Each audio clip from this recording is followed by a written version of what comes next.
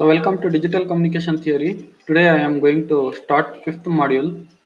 So which is intersymbol interference. So intersymbol interference is nothing but when you increase the data rate, there is a chance that the individual channels it may overlap each other and which causes intersymbol interference. So this is the definition for intersymbol interference. This is a form of distortion of a signal in which one or more symbols interfere with subsequent signals, causing noise or delivering a poor output. It is nothing but so when you are going to transmit your information bits like 101, this is one example where you are transmitting a stream of data. So when you increase the bit rate or data rate, what happens? The individual channels it will overlap with each other when the bandwidth is greater than RB by 2, right? When it is less than RB by 2, then the data rate it increases and it leads to ISI. ISI is nothing but it stands for intersymbol interference. Means when the individual channels, when it overlaps each other, when you increase the data rate or when you decrease your bit period for a certain bit period when it is less than that, then it introduces intersymbol interference. And the causes of intersymbol interference, the first one is multipath propagations. Due to the multipath propagation, also there is a chance that so you may get intersymbol interference. Because of that intersymbol interference, you will get a poor output. You will not get a correct output. So, and one more cause of ISI, it is due to nonlinear frequency in channels. So here the ISI is unwanted and should be completely eliminated to get a clean output. And the causes of ISI should also be resolved in order to lessen its effect. The cause of ISI it should be reduced, or we can remove the intersymbol interference. So there are some few techniques are there. So we will discuss those techniques later. To view ISI in a mathematical form present in the receiver output, we can consider the receiver output. So this is the receiver mathematical equation for receiver output means that receive filter is there at the receiver. So the output of that receive filter, which can be denoted as y of t, if it is sampled at t is equal to ITB, if it is y, if you represent this one as y of ti, if ti is sampled at every ITB, where I it takes an integer value, so the equation we can represent this one as y of ti is equal to mu. Mu is nothing but it is a scaling factor, summation k is equal to minus infinity to infinity. So ak is nothing but it is polar line encoded techniques, where suppose if you are using that NRZ polar as a line coding techniques, so it has two variations. When you are going to transmit symbol 1, so you can represent it with +1, and when you are going to transmit symbol 0, you can represent it with -1. So that is EAK, and P of ITB minus KTB. So what is that P of ITB minus KTB? KTB is nothing but sample instant. So that one will discuss this P of ITB minus KTB. So when it is normalized, so what value we will get later we will discuss. So Y of Ti is equal to mu AI plus a noise component. So this is the y of ti is equal to mu ai is nothing but it is a received component, and plus mu of summation k is equal to minus infinity to infinity. When k is not equal to I, then we will get the second term. This is nothing but the noise component which is introduced in the receiver. So in the above equation, the first term mu I is produced by the ith transmitted bit, and the second term represent the residual effect of all other transmitted bits on the decoding of the ith bit. This residual effect is called as intersymbol interference, and the intersymbol interference it is due to the second term. In the absence of ISI, the output, if the ISI, if it is absent or if it is removed, then y of ti, it becomes equal to mu of ai. So this equation shows that ith bit transmitted is correctly, it is reproduced. However, the presence of ISI introduces bit errors and distortions in the output while designing the transmitter or receiver. So it is important that you need to minimize the effect of ISI so as to receive the output with the least possible error rate. So here we will discuss that how to remove the ISA or how to reduce the intersymbol interference. What are those different techniques are there to reduce the intersymbol interference in order to avoid the wrong output. So clearly I will tell you. So now we will discuss that what is intersymbol interference. So here if you look at the definition of intersymbol interference, see, in the digital communication system, so when you are going to transmit your binary stream of data, which is ones and zeros, so which can be represented using rectangular pulses of finite duration tau. So, for example, this is the transmitted information bits, which is 10101. So if you represent this with unipolar NRZ format, so 1 is nothing but it takes positive amplitude and 0 is nothing but 0 you are transmitting. Next symbol is 1, next symbol is 0. So for every 1 bit duration, so the pulse it varies depending on your information bits, and each pulse duration, if you represent it as tau.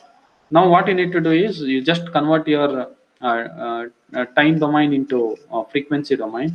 So what happens, we'll see.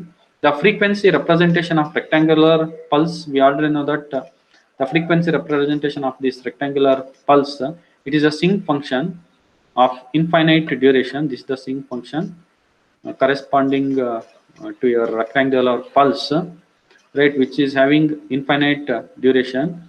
Means, so it is not suddenly it is reaching 0, slowly it is going to reach 0, whose most of the energy is constant. 90% of its energy it is concentrated at f is equal to 0 within this interval, where interval minus 1 by tau 2 plus 1 by tau. 90% of its energy it is concentrated within this duration, and outside other 10% it is being distributed. So this is the rectangular pulse. We can represent it as x of t. So and duration of this pulse is minus tau by 2 plus tau by t2. So if you want to represent this one in frequency domain, so you can draw the sinc function. So which is x of f. The pulse of duration tau requires always it requires twice of its bandwidth for reliable transmission. We already know this one. Next, for band limited system, if you want to increase the data rate, we have to increase the number of pulses transmitted every second. Means, so if you consider that 1 second duration, suppose if you are transmitting within 1 second some 10 pulses, if you are transmitting, right? Suppose if you want to, then obviously there is no, in 1 second if you are transmitting 10 pulses, means the pulse duration it is large, so you will not get intersymbol interference, means ISI problem you will not get. Suppose if you increase, if you decrease the pulse duration, if you decrease the pulse duration, means instead of 10 pulses, if you are transmitting 20 pulses in 1 second, means what you are doing here, you are going to increase your data rate. So when you are going to increase your data rate, right, what happens, this is the output corresponding when the symbol pulse duration is large, so there is no overlapping between the individual channels. Suppose this, if you increase the data rate, then the pulse duration it reduces, and if you consider that corresponding output, here you can see that individual channel which is interfere with each other with neighboring channels, and it introduces ISI. It introduces ISI. ISI is nothing but it is inter-symbol interference. So decrease in the time period tau indicates increase in frequency requirement, means 1 by tau. So if you decrease your pulse period, so it increases its frequency, so bandwidth it increases. So to mitigate ISI, or in order to avoid or reduce intersymbol interference, in order to avoid intersymbol interference, always bandwidth it should be greater than or equal to RB by 2. RB is nothing but bit rate or RB symbols per second. So here this is the input signal which is x of t. You have represented using unipolar NRZ form. So suppose if the bandwidth, if it is less than RB by 2, it introduces ISI. Means if you increase your data rate, if you increase your data rate, then it causes ISI. So intersymbol interference it appears. So if the bandwidth, if it is greater than or equal to RB by 2, to mitigate intersymbol interference. Intersymbol interference can be avoided if your bandwidth, if it is greater than or equal to RB by 2. When a pulse is transmitted through a channel with sufficient bandwidth, in order to maintain zero ISI, it must satisfy the following condition. So if you want to mitigate your ISI, if you want to eliminate ISI completely, it should satisfy two conditions. So first condition, what it tells here, P of t is equal to 1 at t is equal to 0. At t is equal to 0, so it should be P of t, it should be 1 always. At t is equal to 0, at t is equal to 0, it should be 1. The second condition, what it tells, P of t it should be 0 at t is equal to plus or minus TB, plus or minus 2 TB, and plus or minus 3 TB. So here, see here, this is so many, this is one sync function is there. So it is not abruptly, it is reaching 0 here. Slowly it is reaching 0, and neighboring sync function, you can see neighboring channel sync function. So it is superimposed with the other channels, and in order to avoid your intersymbol interference, when it crosses a 0, whenever there is a 0 crossing is there, the amplitude it should be 1. You have to remember, whenever it is crossing 0, the amplitude it should be corresponding to that, it should be 1. Means at every sampling instant, at every sampling instant, so it should be 0. Means that crossing of all other tails of that particular sync functions, it should cross at sampling instant itself, and it should be 0, right? So P of t is equal to 0 at t is equal to plus or minus TB, plus or minus 2 TB, and plus or minus 3 TB. Here the points you can observe, these points are sampling instants where it is crossing 0, where it is crossing 0, and corresponding to this sampling instant, the amplitude of that particular sync functions, so where the most of its energy is concentrated, so which is taking the amplitude which is equal to 1. So here you can see the sampling instant ISI occurs, but no ISI. ISI can be reduced if it is present at the sampling instant. So practical implementation. So practical implementation through using pulse shaping, so we can implement it practically. So there are two criteria for non-interference systems where the pulse shaping is employed. In that first criteria, what it says is the pulse shape exhibits a zero crossing at sampling point of all pulse intervals except its own. So it should cause a zero crossing at every sampling instants. That is first, and the pulse shape must be such that the amplitude decay is rapidly outside the pulse interval. So here the pulse shape, what they are telling is it must be such that the amplitude decay is rapidly outside the first interval. But practically it is very difficult to implement it. So it does not decay rapidly outside the pulse interval. It extends to infinite bandwidth. So in order to satisfy this condition, these two conditions can be satisfied using pulse, raised cosine pulse.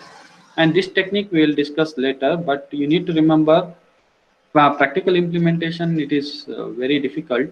So, but there is one technique is there, a raised cosine pulse, so which satisfies these two criteria. So that one we will discuss later. Right, next.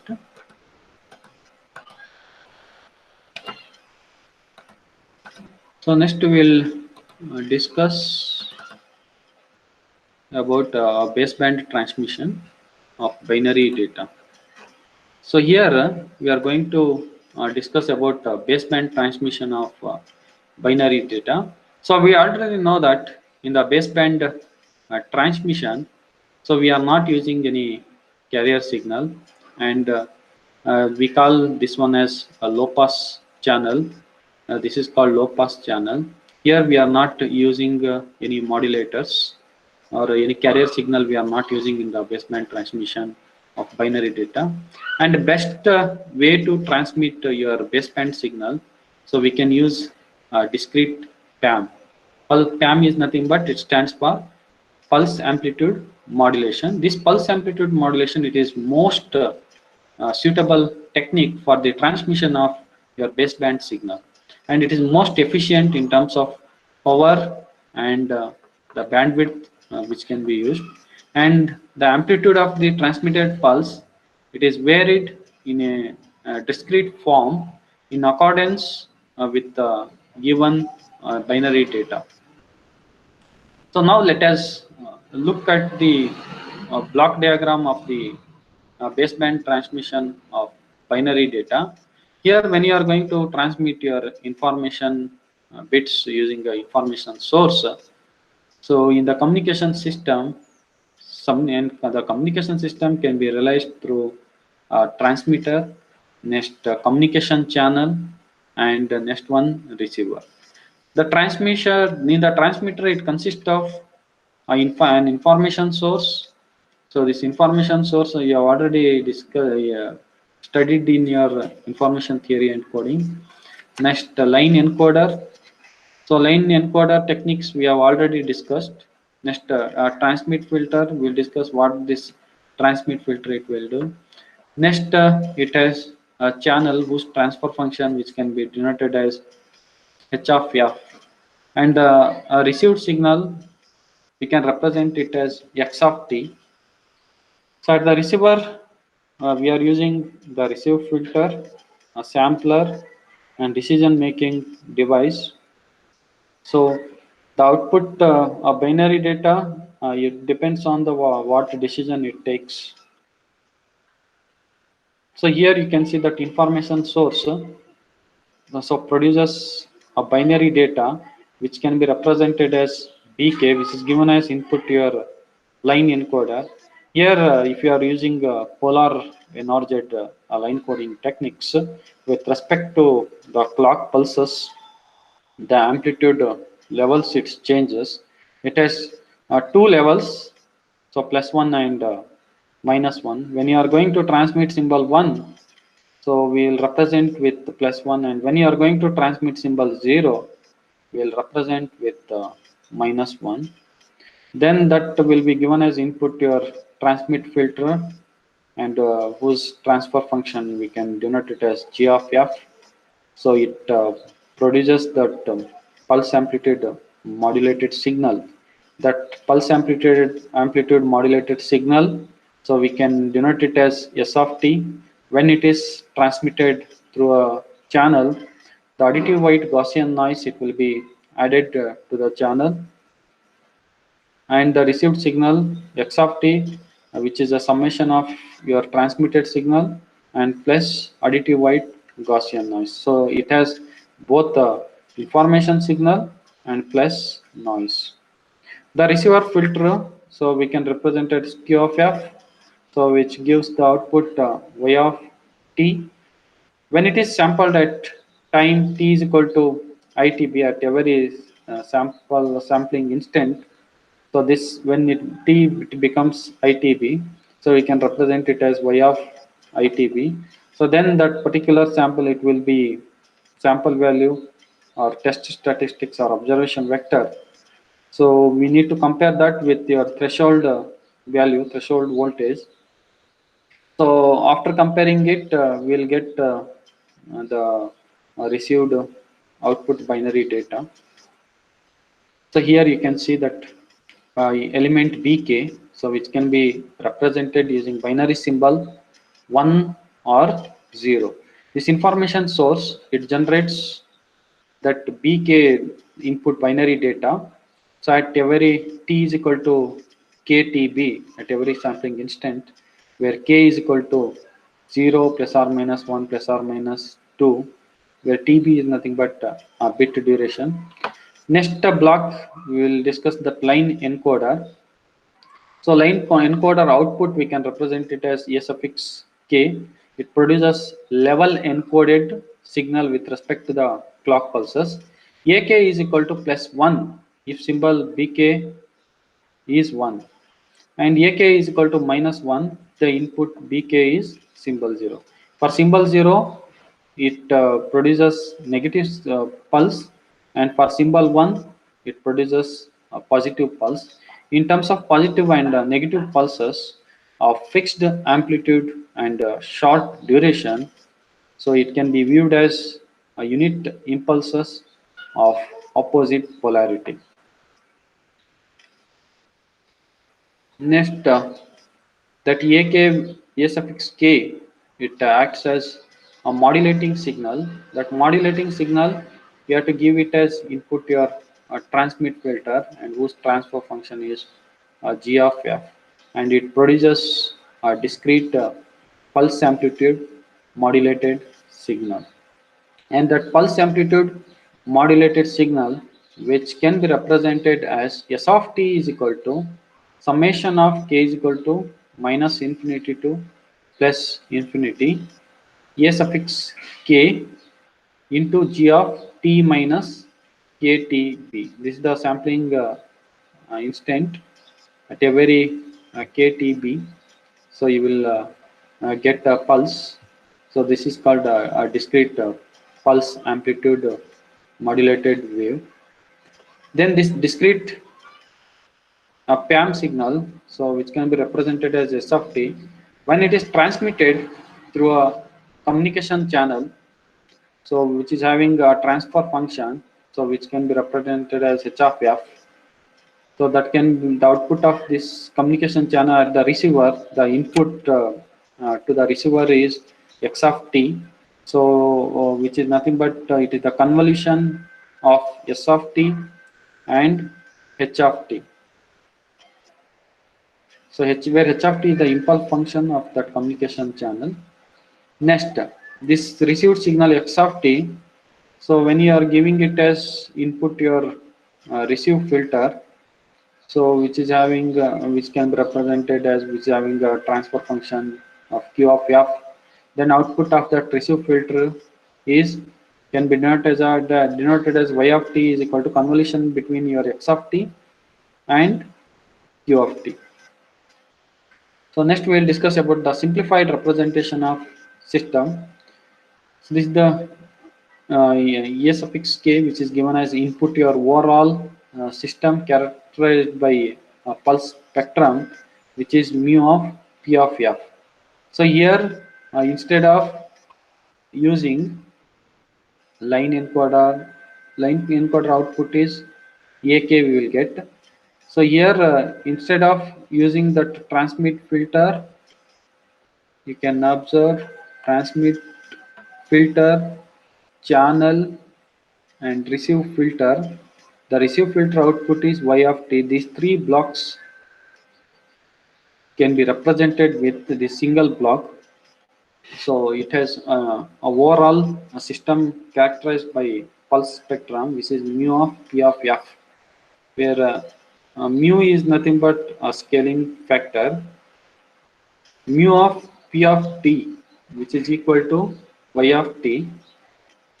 Y of t is equal to your output of this overall impulse function, which is equal to g of t, convolution of g of t, h of t, and q of t. Sorry. So here a convolution of g of t, h of t, and q of t, h of t and q of t. Next, when it is sampled at t is equal to itb, so then it becomes y of itb.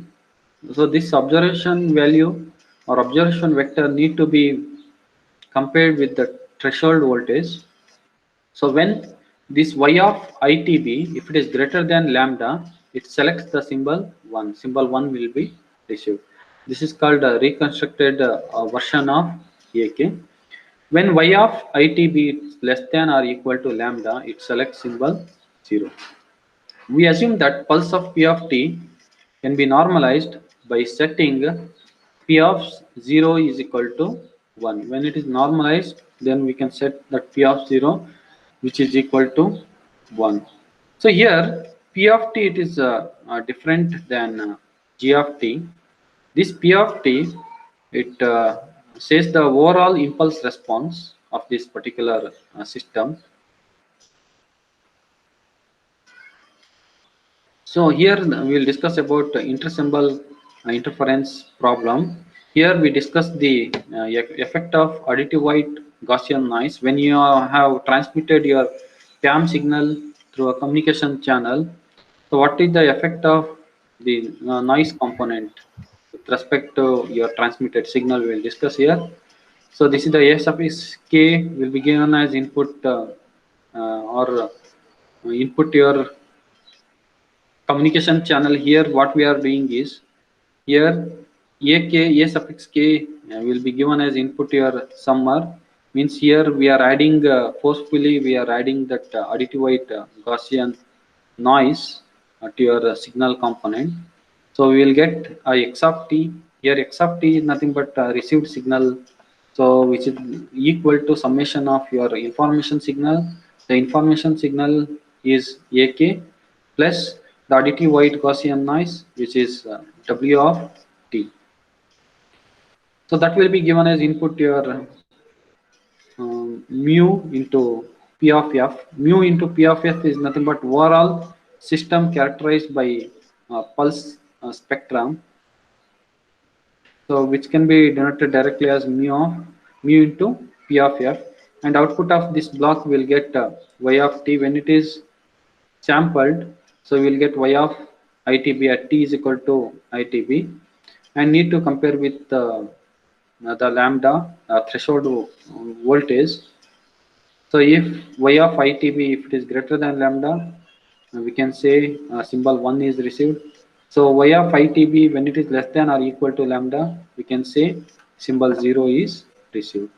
And this mu into p of t, so we have discussed, which is equal to the convolution between g of t, h of t, and q of t. Here this is the impulse response p of t. It is different than g of t, where p of t, it is the overall impulse response of the system when compared to that g of t. So here y of t, we can call it as a modified PAM signal. So it can be represented as y of t is equal to mu summation k is equal to minus infinity to infinity ak into p of t minus ktb at every sampling instant plus n of t. N of t is nothing but it is a noise component. When it is sampled at t is equal to itb, then we can write this equation. Then suppose if you normalize it, if it is normalized it when this I, it becomes equal to k, then we'll get p of 0. When this p of 0 is normalized to 1, then we'll get mu ai, where k is equal to I. If k is not equal to I, then that second term we'll get. So this is nothing but this causes ISI. This introduces intersymbol interference, the residual effect of all other transmitted bits in the decoding of the ith bit. Here you are going to decode your ith bit. With respect to that ith bit, other symbols, it is interfering the ith bit. So those which is causing or which is producing the error, so we call it as those symbols, we call it as intersymbol interference. And the third term, we call it as that noise component. So we call it as noise component, which can be represented n of ITB. So in the absence of both intersymbol interference and communication channel noise, the noise which is introduced due to the communication channel, if it is absent, then we can write this y of ITB or y of ITB or yi, which is equal to mu into ai. If intersymbol interference, if it is removed, and if you neglect this communication channel noise, then this yi, it becomes equal to mu ai. Under this ideal condition, the ith transmitted bit, it is decoded correctly.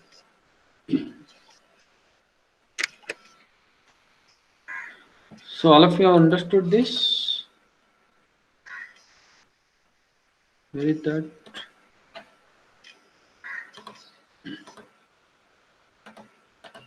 Understood this? What about others? Only 30 students have joined. Other students?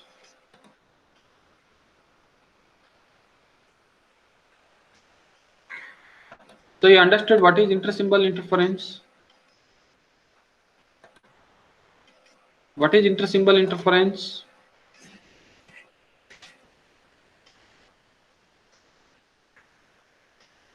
You must interact.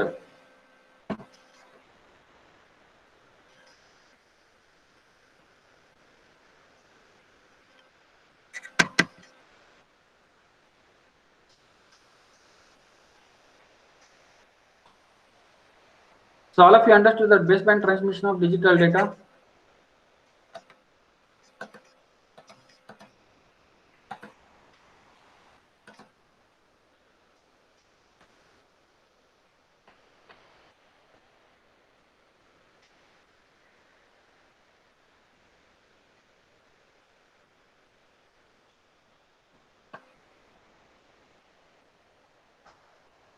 All of you understood baseband transmission of digital data?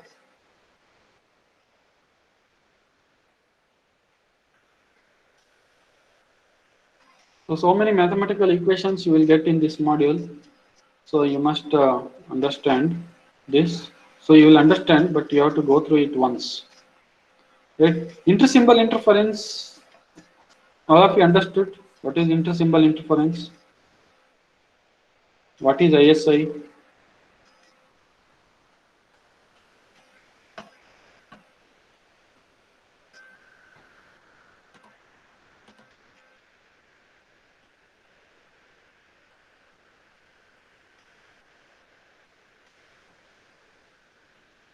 Rohit? Rohit? Rohit M. Is not there. Next, what about that's Sneha, Ramesh? Present, sir. Have you understood the intersymbol interference? Yes, sir. So I am not getting, it is not audible.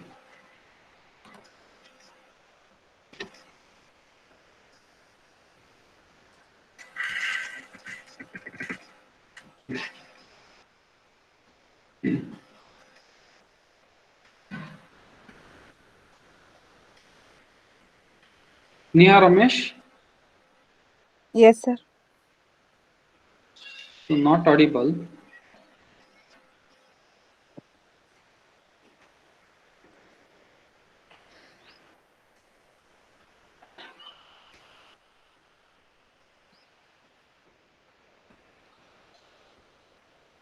What about others?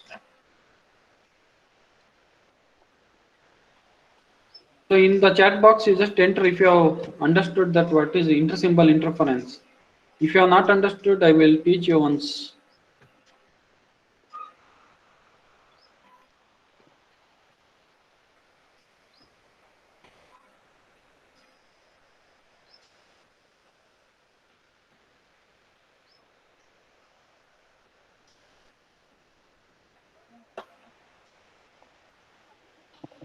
Tanushree,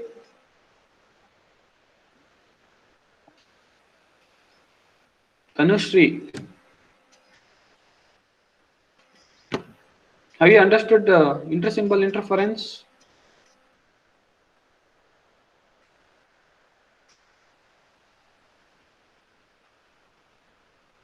Next, Sahana, Sir, present, sir. have you understood intersymbol interference? Yes, sir. Why it is not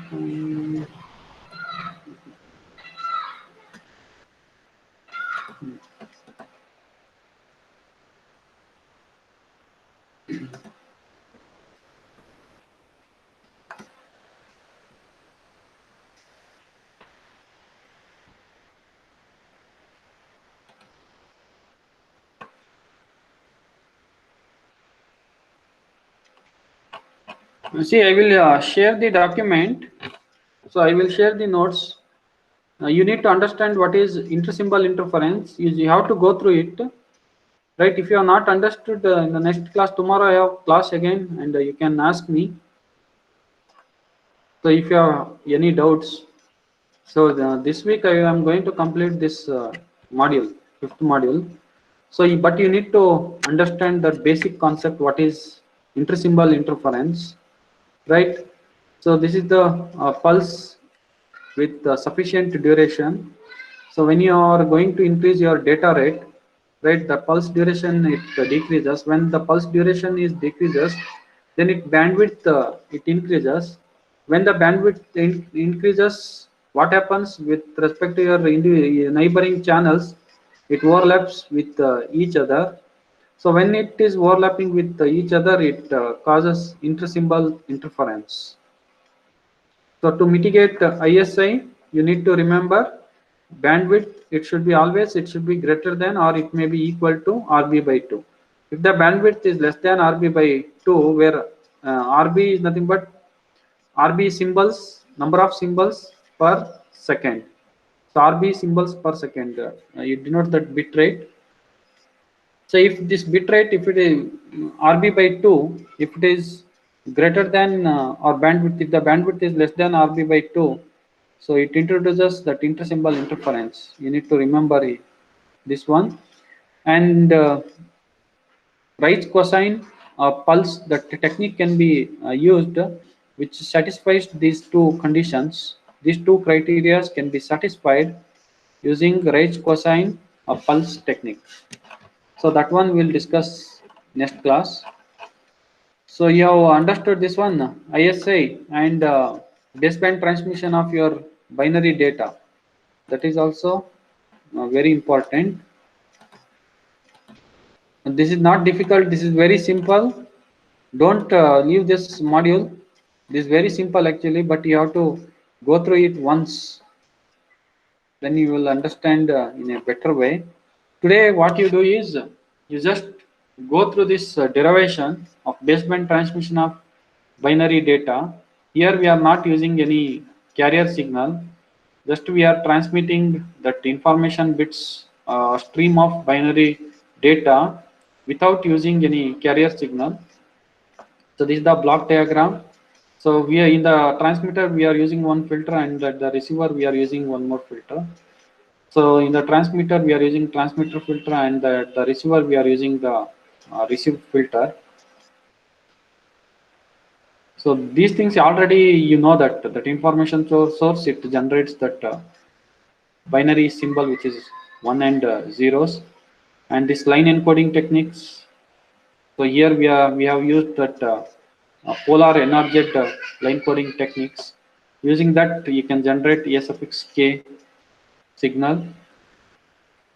So this is the communication channel. When it is transmitted through a communication channel, at the receiver input you will get x of t,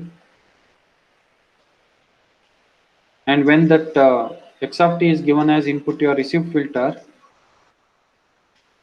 so output you will get y of t, and the transfer function of this receive filter is q of f, and its impulse is can be represented as q of t.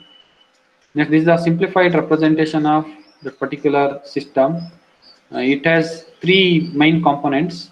Here p of t, it is the overall impulse response of g of t, h of t, and q of t.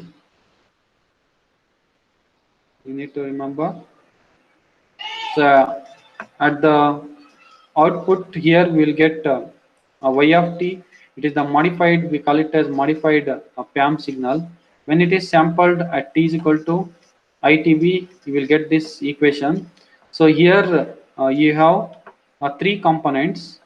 So one is the actual information, which one you are going to transmit it, and plus the intersymbol interference with that particular symbol. So what about that other symbols which is introducing that intersymbol interference problem.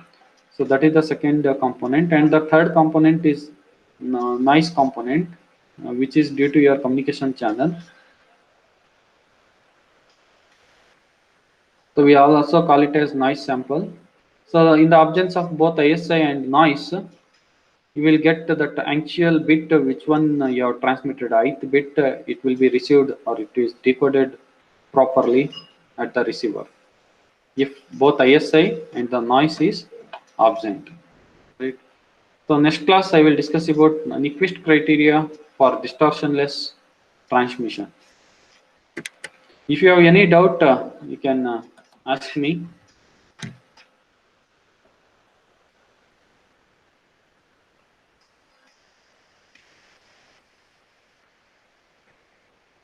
So 5 more minutes time will be there. If you have any doubts, you can ask me if I understood. But whatever the others, they are absent for the class. Only 30 students have joined the class. Sahana,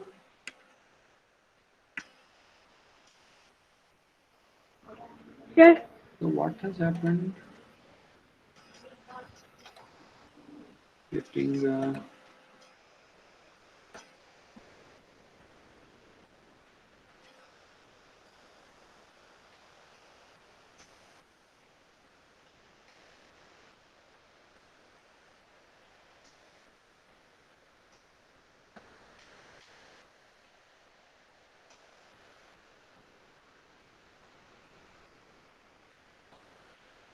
Sahana, that audio problem is there. You just enter in chat box. What about others? They are absent for the class. Only 30 students have joined the class.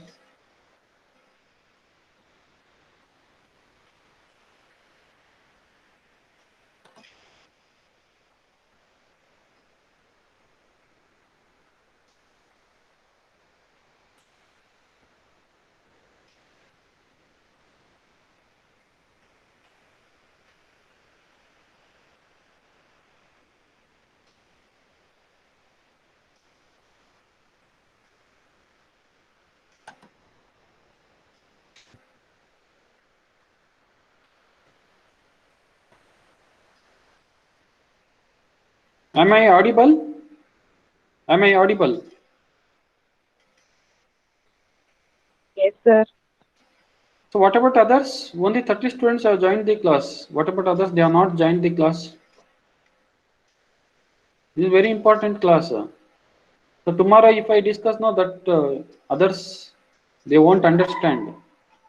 So first class you should not miss.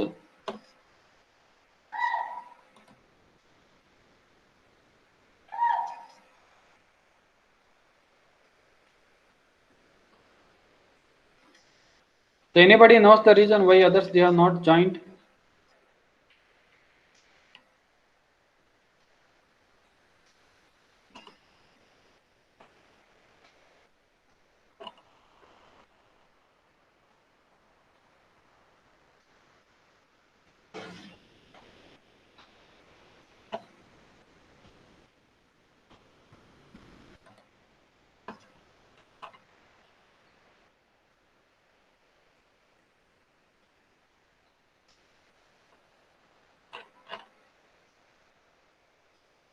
Yeah, okay.